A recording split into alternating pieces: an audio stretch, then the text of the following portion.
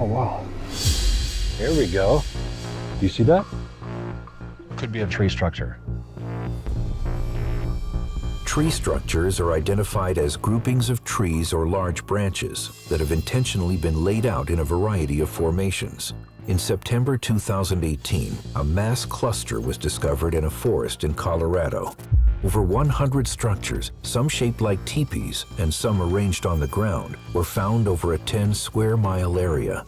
Unlike nests, which provide shelter, researchers believe Bigfoot tree structures can be a form of communication. Let's take a look at this. Here, at this base, the root of this tree is not there. So I have 3 small trees laid out here in a formation of an A. Same with this one. If they had grown here and tipped over, we'd be able to see the root system where they'd fallen from. There's no hole where they came up from the ground. They were literally positioned in this formation. Wow, that's interesting. Know I'm in the right spot. Force us out of this area. It's special. What I found right here is tremendous evidence. These trees were placed here for a reason. It's a signal, and I don't know if it's leading me to something or trying to draw me away from something, but I can't just dismiss it. It's worth looking into. Russell changes course and begins a search pattern circling the mysterious structure that could be a marker left behind by Bigfoot. The sun has fully set over the target zone. 8 miles from base camp, Maria continues to trek down the north face of a mountainside toward the lowlands, where she believes Bigfoot may be hiding. The fact that we're not relying so much on our vision, all of the other senses are on hyper alert. You start to hear things, that's your first clue that something is out there. Just keeping really alert is really important.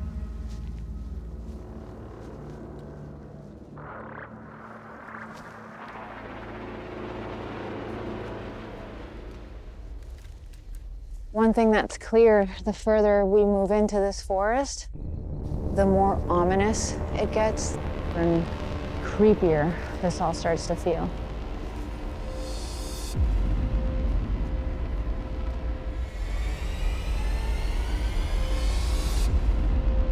What is this? 6.5 miles from base camp, Look at this. Dr. Maria Mayer discovers a dilapidated structure. It is how they'd build these cabins 150, 170 years ago. So bizarre to have a structure like this so way out here.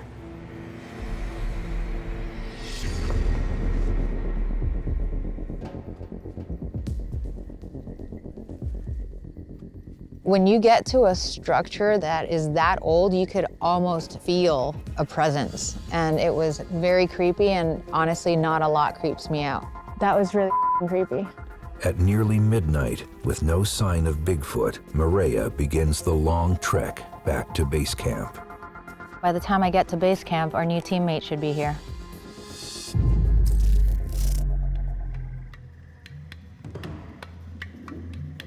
Hello? Hey, Maria. Hi. Ronnie. Oh, hey, nice to meet you. Welcome to base camp. Thank you.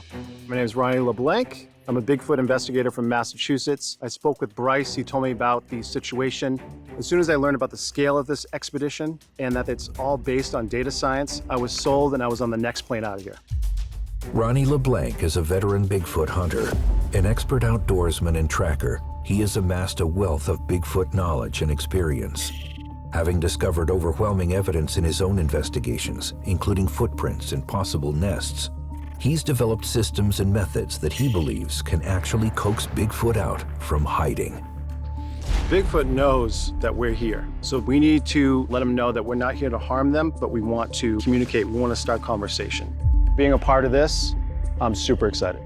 To catch you up a little bit, just came across a Okay. very old, creepy structure out there, kind of in the middle of nowhere, all the way over here. Okay. It looked like some sort of 150-year-old log cabin. That puts it in the same time period as the Snake War, which actually happened in this area. The Snake War was one of the deadliest in early American history.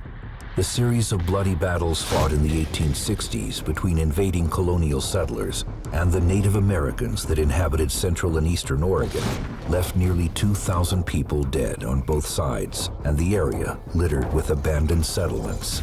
A lot of encounters, Bigfoot encounters, have occurred in areas of spiritual significance, like cemeteries or areas that have seen a large amount of death. I really believe that the history of this land is going to be a factor in this expedition. I'd love to take you out investigating. I would love to. Okay. That's why I'm here. Tomorrow morning, I want to take Ronnie back to the location where I found the cabin. And what I'm hoping is that in the daylight and with 2 sets of eyes, we might be able to spot something that I might have missed. I'm really glad you're here. I will see you in the morning. All right, get some All right, rest. Thank you.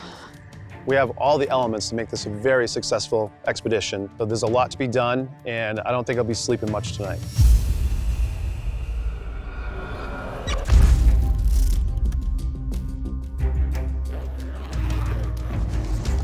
Pretty quiet night. I don't know if I'm disappointed or happy.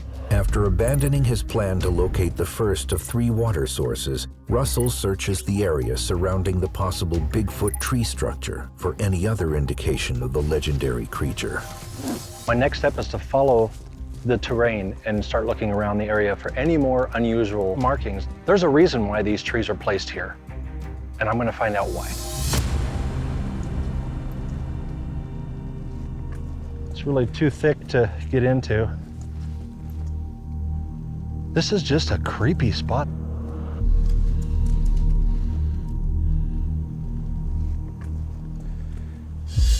Follow me.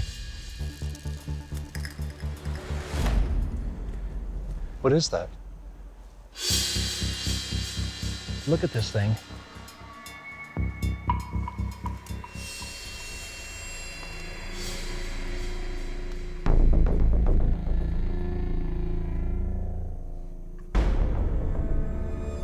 Now that is interesting. That is some strange stuff. Does that smell gamey to you? It smells like raw meat. It's not just a downed tree. The top of this thing has branches almost like they were placed here. There was no way it could have naturally fallen there. It wasn't all the branches fell in the same direction. They were literally placed in separate directions to actually provide cover. This looks like a structure to hide under. I could literally lay inside there. This is a nest. I feel like I walked right into the living room and the kettle is still hot. It was just here. It can't be that far away.